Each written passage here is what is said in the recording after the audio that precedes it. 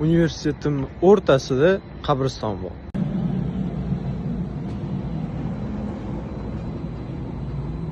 Bu qabriston yevreylarga tegishli. Yevreylarning ikki xil turi bor.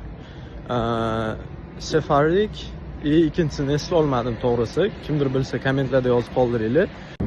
Va bu qabriston o'sha sefardik yevreylar qabristoni hisoblanadi. Bu qabristonga birinchi odamlar 1733-yilda ko'milishi boshlangan.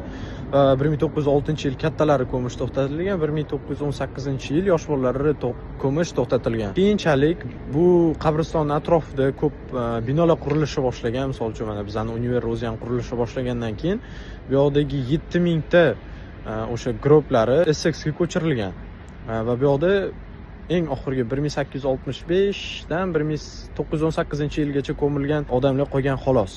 Shuni qiziq savol tug'ilishi mumkin. Nimaga shunaqangi bir kichkinagina qismi univers ichida haligacha qolib ketgan? Bunga asosiy sabab univers qurilgandan keyin shartnoma tuzilgan.